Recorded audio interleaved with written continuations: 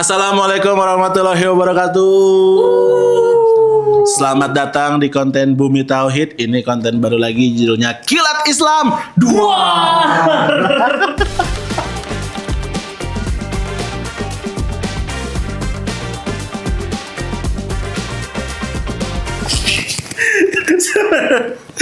Kelihatan banget dia tidak mau ekspresif. Saudara Girin ini gimana, saudara Girin?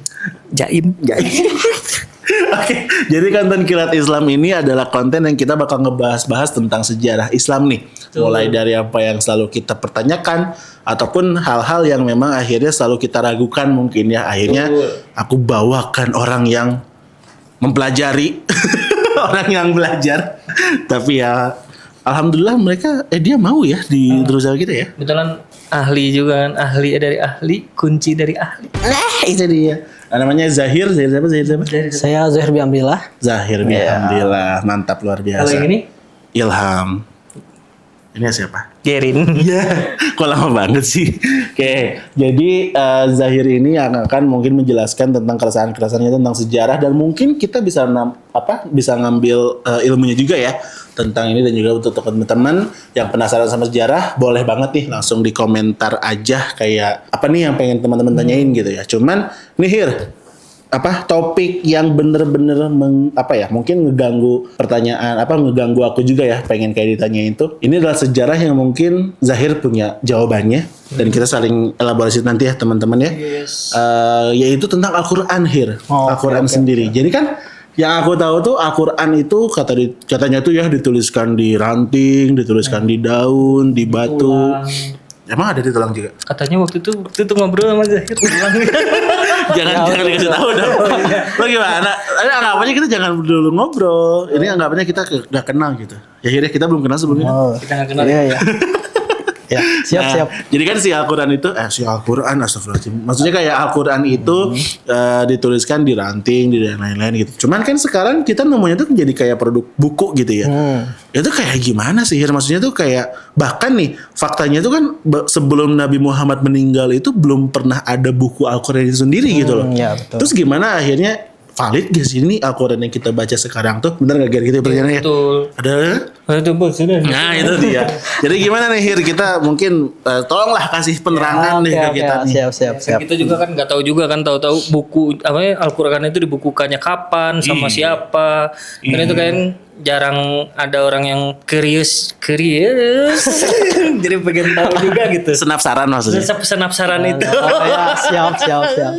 Gimana Hir? Oke. Jadi tadi kan pertanyaannya Al-Qur'an tuh misalnya tuh kayak dulu tuh kan nggak ada buku Al-Qur'an gitu kan, zaman Nabi gitu kan ya. Bener, nggak ada. Dan emang benar faktanya kalau lihat dari Sirah Nabawiyah itu ya. Apa Hir? Sirah Nabawiyah itu adalah sejarahnya Nabi gitu. Oh, sejarah. Perjalanannya hidup seorang Nabi Muhammad SAW gitu kan. Itu namanya Sirah Nabawiyah. Oke, teman-teman. Nah, bisa nggak tahu ya? Iya, harus. Nah, jadi kalau lihat dari fakta sejarahnya juga, bahwasannya pas Nabi Muhammad SAW itu masih hidup dan menyampaikan Al-Quran itu ternyata bukan berupa tulisan gitu. Hah? Jadi bukan tulisan Arab juga itu? Bukan. Jadi Nabi Muhammad SAW itu menyampaikan kepada para sahabat itu verbal secara lisan gitu.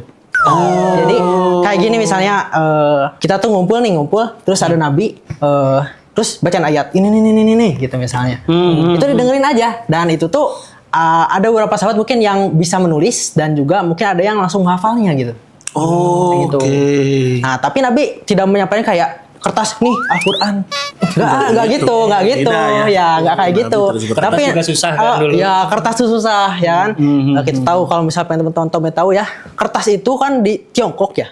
Bayangin aja dari Cina ke Arab jauh tuh. Sok enggak ada pesawat. Kalau pesawat mah kalau ada pasti cepat gitu. Makanya kalau ada orang yang berjodoh orang Arab dan Cina itu anomali gitu. Anomali. Kecuali emang ada yang hanyut. Oke. Walaupun ya kalau kita lihat dari fakta sejarah, apakah orang Arab itu sudah berdagang dengan orang-orang Tiongkok gitu, orang Cina? Sudah ada. Sudah. Cuman ya itu pasti perginya itu lama, pulangnya juga lama gitu kan. Iya. Pergi muda pulang tua. Ya kasian gitu. Bet ya. Nah, jadi ketika para sahabat itu melihat cara mendidik Nabi itu atau menyampaikan Nabi itu seperti itu, jadi akhirnya mereka tuh dengan satu metode orang Arab itu Apa ketika tuh metodenya? belajar itu. Nah, itu dengan cara mendengar dan menghafalkan. Oh. Beda dengan kita sekarang. Kalau kita sekolah kan mendengarkan terus ditulis, entah itu dihafalkan atau tidak, atau dipelajari kembali. Itu kan nggak tahu. Berarti yang nulis-nulis di ranting di daun-daun itu sahabat-sahabat Nabi sebetulnya. Iya, jadi mungkin di dalam perkumpulan nih ada banyak, misalnya 100 orang nih, mungkin ada 1 orang yang nulis. Karena gini, teman-teman kalau pengen tahu ya, bangsa Arab dulu itu tuh jarang yang punya skill membaca dan menulis. Oh, jarang ya. Saking jarangnya. Jadi kalau misalnya ada Kang Ilham ya, terus Kang Irham. Ada Irham juga. Kang Irham nonton ini ya. ada Kang Ilham, terus ada Kang Irin, itu kan bisa baca tulis tuh. Terus ke Arab dulu, itu dihargai sekali. Oh gitu. Itu tuh jadi kayak skill mahal gitu. Oh. Jadi jarang orang yang bisa baca juga bisa tulis gitu. Makanya ketika mereka mendengarkan, itu mereka langsung dihafalin. Nah, itu cara belajarnya orang Arab dulu gitu. Oke.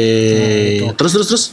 Nah, terus Al-Quran tuh terus ada yang nulis-nulis itu kan ada nih di tulang, terus bahkan ada juga yang di kertas ya, gitu. Terus ada yang di pelepah kurma itu kan. Nah, pertanyaannya, kalau kayak gitu udah ada yang bisa nulis, kenapa nggak dikumpulin aja sama seorang gitu kan? Ada inisiatif sendiri gitu. Ternyata itu tuh tidak dilakukan karena apa? Nabi Muhammad SAW itu, kan kita tahu nih, yang disampaikan Nabi Muhammad SAW itu bukan ayat Quran doang gitu kan. Bener. Nabi Muhammad itu kan menyampaikan hadis juga gitu kan. Oke. Itu pun seperti di majlis yang sama ketika Nabi itu menyampaikan ayat Al-Quran. Jadi kayak ngobrol biasa gitu ya. Kayak biasa kayak gini gitu. Nabi itu nyampaikan ayat Quran tuh, terus nyampaikan hadis kayak gitu. Sama banget gitu. Jadi nongkrong itu penting guys. Tuh, bergaul bang. terus. Ya. Nah, akhirnya tuh tadi mana? Apa? Nabi itu menyampaikan secara verbal, secara obrolan gitu. Soalnya sama kayak hadis juga. Oh ya. Nah, kenapa nggak ngumpulin? Takutnya Al-Quran itu terkumpul sama hadis. Jadi bercampur jadinya. Oke. Nah, makanya belum dibukukan secara resmi. Bahkan Nabi Muhammad SAW itu tidak terlalu kayak memerintahkan harus dikumpulkan. Enggak. Tapi jagalah Al-Quran gitu. Jagalah hafalan kalian gitu. Makanya belum ada buku resmi atau mushaf resmi gitu. Yang dalam itu ayat Al-Quran gitu. Tapi waktu Nabi Muhammad menyiarkan gitu misalkan, dia ada disclaimer dulu nggak misalkan ini adalah ayat Al-Quran atau misalkan ini adalah hadisku atau kayak gitu nggak pernah atau? Nah, itu di dalam hadis Nabi SAW itu tidak disebutkan bahwasannya Nabi menyatakan ini Al-Quran, ini hadis. Yeah. Cuman nanti ada pemisahan kayak ada perbedaannya gitu. Oh, oke. Karena kalau misalnya kita pengen tahu apa perbedaannya hadis dengan Al-Quran. Al-Quran dengan hadis itu sumbernya sama dari Allah sebenarnya hadis itu. Oke. Nah, kalau Al-Quran itu dia tuh maknanya dari Allah, teks atau bacaan atau bahasanya itu juga dari Allah. Nah, sedangkan kalau hadis itu tuh maknanya dari Allah, tapi bahasanya itu dari Rasul.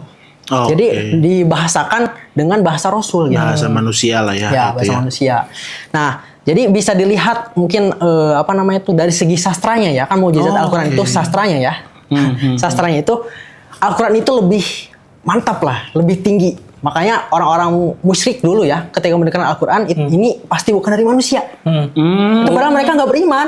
Terus ada yang berusaha nyaingin juga ya. Iya betul. Tapi nggak sanggup. Nggak sanggup. Penyair kan dia. Penyair atau apa gitu orang yang berusaha. Ya, seorang penyair dia. Ya seorang penyair kan dia juga. Sosokan banget dia. Tahu. Ya. orang biasa. Ya, makanya di dalam Al-Quran itu dijelaskan juga bahwasannya Allah itu berfirman, coba datangkan pada aku satu surat yang sama dengan Al-Quran. Itu tuh ditantang sama manusia gitu. Tapi gak ada yang mampu gitu. Soalnya. Jadi itu tuh menunjukkan bahwasannya Al-Quran itu begitu hebat, begitu gak ada bisa ditiru sama siapapun gitu. Dangkeun. Awas nih. Ya. Masa sebelum baca Quran ya Ger ya. Karena gue Latin. Iya. Ya. Di order sekarang. Sekarang cek hati keranjang kuning. Guys beres ini. Kayak gitu ya klasik. Jangan, ini masih berlanjut. Kita masih belum nemu momen ketika dibukukannya. Iya. Jadi kita udah tahu kalau misalkan memang Nabi Muhammad itu menyampaikan hadis sekaligus juga dengan firman Allah di Al-Quran itu. Cuman nih sampai akhirnya nyampe ke kita itu kan jaraknya jauh banget ya.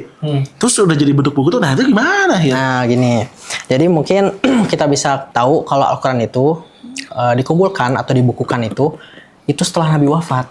Oke.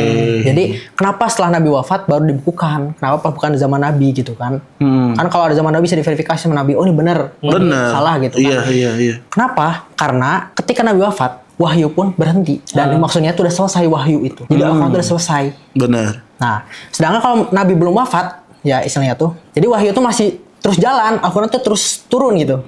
Jadi wafatnya Nabi itu adalah sebagai petanda akhir bahwasanya wahyu itu telah selesai. Nah, makanya Nabi wafat. Nah, itu tuh akhirnya bisa dibukukan itu di masa kekhalifahan Abu Bakar, yaitu pengganti Nabi. Ya, di masa kekhalifahan Abu Bakar. Nah, sebenarnya awal-awal tuh Abu Bakar tuh agak apa ya? Agak cemas, Ragu lah ya, agak ragu ngumpulin Al-Quran tuh karena Nabi gak nyontohin gitu. Oh. Ya, istilahnya iya kayak juga ya? kayak orang-orang sekarang tuh nyebutnya, "Oh, ini hal yang bid'ah" gitu kan. Itu jadi jadi gitu kayak asal menunjuk ya, teman-teman. jadi kayak mushaf Al-Quran tuh kayak bid'ah gitu kan, nggak pernah dilakukan sama Nabi gitu, nggak pernah Bener. dicontohin sama Nabi gitu kan. Benar. Nah, tapi kan kita bisa lihat juga bahwasannya bid'ah itu kan dilihat dulu apakah ini kebaikan ataukah ini keburukan. Betul. Sedangkan pengumpulan Al-Quran itu adalah bid'ah yang baik. Gitu. Nah, Jadi nggak ada contohnya, terus tiba-tiba inisiasi Abu Bakar itu gara-gara apa awalnya? oh, iya oke. Nah, Abu Bakar tuh awalnya nggak kepikiran, tapi waktu itu kan ketika Abu Bakar naik jadi khalifah setelah Nabi wafat, itu tuh terjadi beberapa pemberontakan dari orang-orang Islam yang di luar Arab ya. Oke, Ya, jadi non gara-gara Arab itu karena mereka tuh menyatakan bahwasannya Rasul sudah wafat, jadi kita tidak perlu taat lagi. lah mana sih? Terus murtad gitu. Ya bahkan ada yang murtad gitu. La elah. Baru aja wafat Iya. kata Nabi ya. Astagfirullahaladzim. Ya. Nah, akhirnya Abu Bakar tuh menindak tegas kan ya. Ini orang gak bisa asal gitu menganggap agama itu remeh gitu, agama Islam remeh gitu kan. Ya jadi kalau Nabi wafat ya kita tinggal Islam ya. Gak bisa dong. Gak ada Islam lah masa begitu ya? Iya. Aneh banget. Padahal kan jelas kalau Islam itu agama yang tidak akan berakhir sampai hari kiamat gitu kan. Benar. Kemudian kalau kayak gitu kan jatuhnya dia kayak apa ya? Kayak lebih jadi lebih bukan Islamnya tapi sesosoknya ya. Jadinya kan Jadi kalau kayak memuja sosok ya kalau iya kayak kalau gitu. mau Ya. sosok kan wah udah nggak ada ya udah gitu nggak kayak gitu bro. Sampai akhirnya banyak yang murtad. Terus akhirnya keresahan apa Abu Bakar tuh sampai ayo kita kumpulin Al-Quran ini kan maksudnya gimana tuh? Nah, jadi gini, dalam proses itu memperbaiki keadaan umat muslim ketika itu ya, Abu Bakar tuh akhirnya memerangi orang-orang yang murtad itu. Oke. Kalau diperangin Ya, karena ada istilahnya tuh ada gegeduknya atau kayak pemukanya yang menggerakkan orang-orang berontak gitu. Murtad, ayo murtad gitu. Betul. Nah, itu salah satunya adalah yang paling fenomenal, yang paling kontroversial itu adalah Musailimah Al-Kadzab. Musailimah. Al-Kadzab. Nggak ada, udah nggak ada. Udah nggak ada. Ya.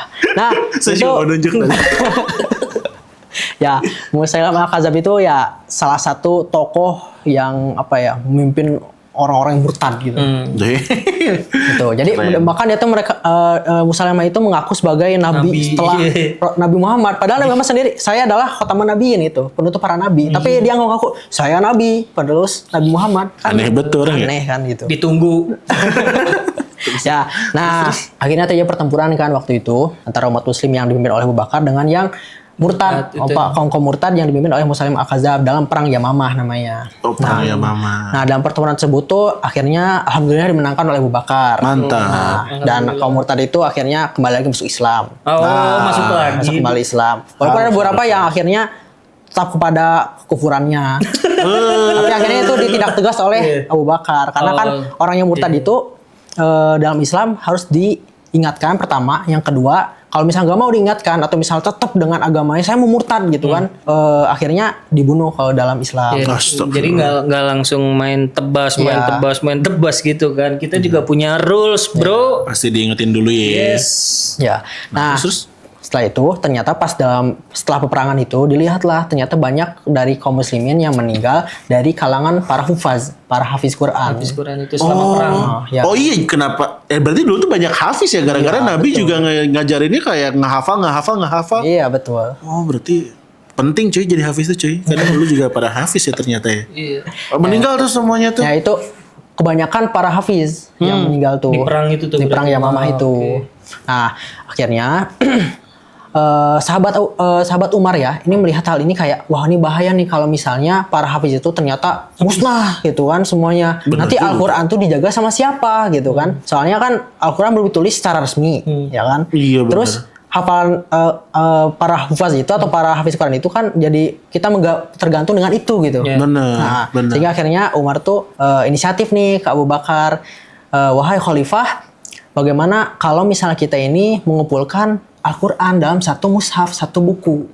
Oh, ide Umar tuh Ya, sebenarnya. itu ada Umar. Mantap Umar. Sahabat Nabi itu kita harus manggilnya apa sih? Kira? Ya, tidak apa-apa Sayyidina dengan atau bukan? Ya, boleh Atau nama Sayyidina, juga nggak apa-apa? boleh Umar bin Khattab boleh. Misalnya khalifah misalnya. Mantap Khalifah Umar bin Khattab. Mantap. Nah, walaupun belum jadi khalifah ketika itu ya. Oh, belum. Salah, Ya. salah lagi saya. Aneh banget saya nih. Nah, terus udah akhirnya Umar mengidekan. Nah, gimana tuh? Abu Bakar tuh akhirnya malah gini, tapi saya nggak berani gitu. Saya nggak berani. Akhirnya debat nih sama Umar. Walah sih. Gimana nih? Akhirnya Abu Bakar, oh ya udah saya terima idenya. Oke. Akhirnya dibentuklah Staf sus, lembaga staf sus. ya staf sus gitu lembaga yang mengumpulkan Al-Qur'an Oke. diketuai oleh sahabat Zaid bin Sabit. Zaid bin Sabit. Nah, Zaid bin Sabit ini awalnya juga nolak. Aduh, ini perkara yang saya takut soalnya. Ini nggak dicontohin sama Nabi. Tapi akhirnya diyakinkan oleh Abu Bakar. Akhirnya ya bersedia. Nah, Mantap. Zaid bin Sabit ini dulunya kenapa ditunjuk sama Abu Bakar ya? Karena dulunya itu adalah seorang penulis wahyu. Jadi Oh, beliau itu adalah sekretarisnya Nabi. Oke. sekretaris. Nah, terus penulis wahyu juga. Misalnya kata Nabi, tulis wahyu ini, tulis. Gitu. Oke. Jadi kan biasanya itu dikirim misalnya ke orang-orang yang pengen baca Al-Quran atau misalnya orang-orang yang baru mualaf misalkan. Oh, berarti bukan kayak ngumpulin dari ranting-ranting, Bukan. dari daun-daun, bukan kayak gitu ya akhirnya? Nah, itu nanti pas pengumpulan di masa Abu Bakar. Oh, itu. ada pengumpulannya. Jadi ranting-ranting itu, tulang-tulangnya itu, batu-batunya itu, atau mungkin ada sahabat yang menyimpan di kertas lembaran-lembaran itu dikumpulkan sama Zaid bin Sabit. Oke. Nah, ditulis, dikumpulkan secara runut dengan urutan yang dicontohkan oleh Nabi. Akhirnya terkumpullah yang namanya Mushaf Abu Bakar. Ada Mushaf Abu Bakar. Tapi itu tuh udah ada kayak ayat-ayatnya itu tuh. Sudah ada ayat-ayatnya. Jadi kayak misalnya surat ini. Nah, untuk urutan-urutan ayat Al-Quran itu sebenarnya udah ada. Jadi Nabi Muhammad SAW itu ketika masih turun wahyu, itu tuh sama malaikat Jibril dituntun kayak ini ayat ini sekian. Itu biasanya di bulan Ramadan. Selama bulan Ramadan kayak istilahnya tuh diuji Nabi tuh sama malaikat Jibril. Kayak ini urutan surat ini di sini ya, di sini ya gitu. Jadi sudah ada gitu. Itu tuh udah bukan dari Rasul sendiri tapi dari Allah langsung lewat perantara malaikat Jibril gitu. Nah, berarti sekarang tuh yang kita dapat itu berarti Mushaf Abu Bakar itu. Umar apa? Mushaf Umar. Abu Bakar. Mushaf Abu Bakar itu. Nah, justru bukan Mushaf Abu Bakar yang kita terima sekarang. Oh, yang kayak doa Arabic Latin itu bukan Mushaf Abu Bakar ternyata. Bukan. Itu udah versi yang modern banget. Modern banget. Yang mudah banget buat memulai itu. Yang mana sih? Ya. Nah, yang ini. Al-Quran doa Arabic Latin. Mantap banget ini. Ini memudahkan buat kita baca Al-Quran sih ya. Berarti ini tuh memang sejarahnya tuh yang sudah dimodernisasi lah ya, bukan yang kayak versi OG-nya banget yang Abu Bakar itu gitu ya. Cuma memang tetap sumbernya adalah kenapa ada perubahan tuh, kenapa ada kayak gitu? Oke, jadi gini, kalau di masa Abu Bakar itu hanya sekedar pengumpulan. Jadi yang awalnya di batu-batu mungkin di ranting-ranting atau di daun-daun gitu kan, atau di suhuf-suhuf disebutnya lembaran-lembaran, akhirnya dikumpulkan dalam satu buku atau mushaf itu. Nah, itu baru dikumpulin aja. Jadi ditulis sama Zaid bin Sabit, dikumpulkan dalam satu buku. Nah, kemudian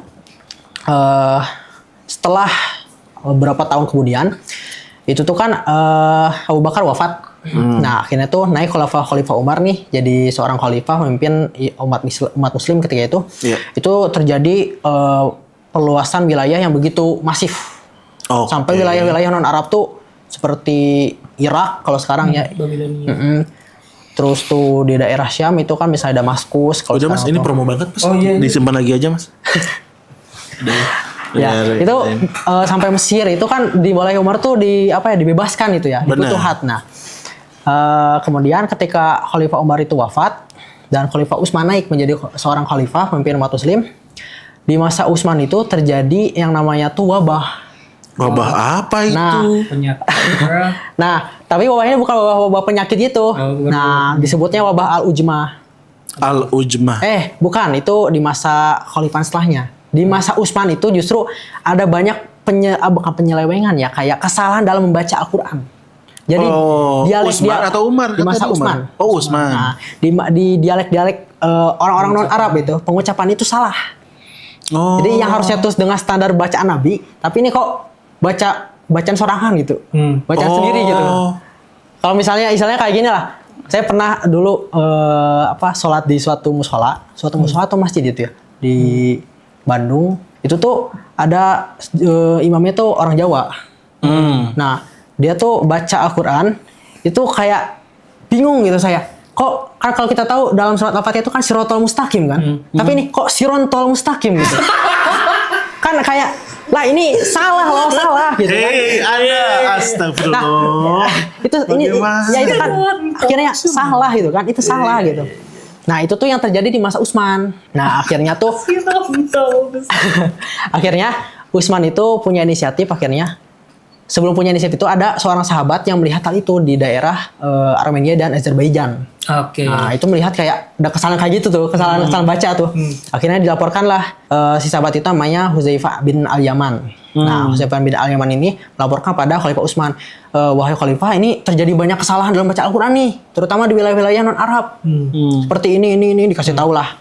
Akhirnya, kalau begitu ini berbahaya bagi umat muslim. Takutnya nanti ada kesalahan kalau dibiarkan terus nanti kesalahan menyebar. Bahkan Indonesia nanti bacanya pakai bahasa Indonesia kan.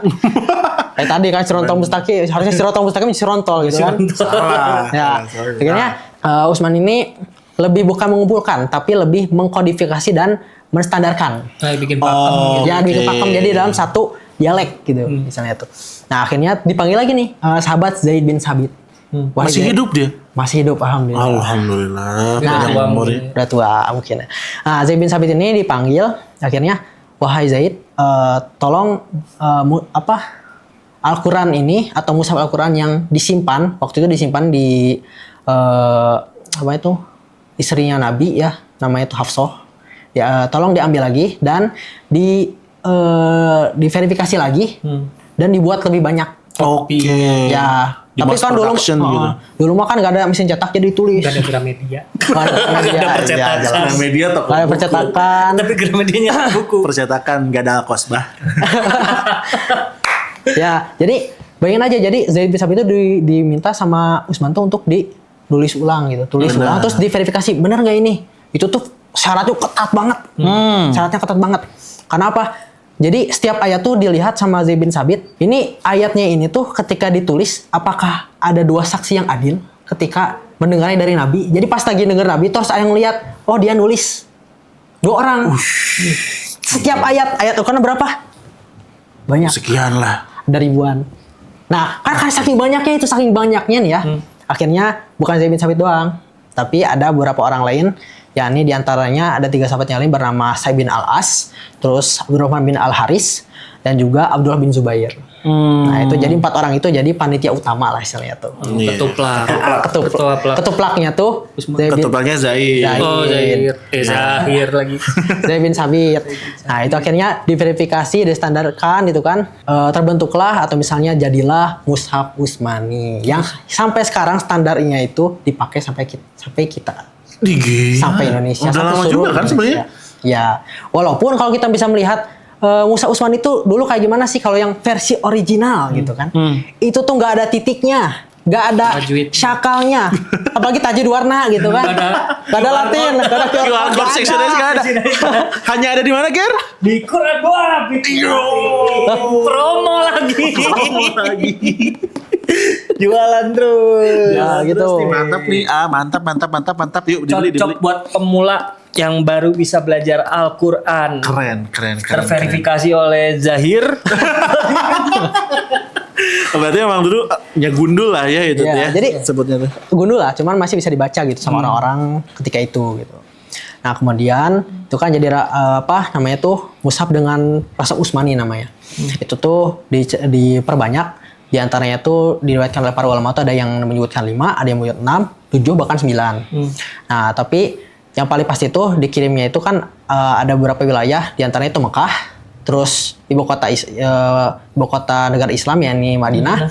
Terus ada daerah Kufah, terus Basroh dan Syam, dan banyak kali mengatakan sampai Asia Tengah. Wih, Asia Tenggara mah belum ya? Belum, jauh banget. Masih monyet.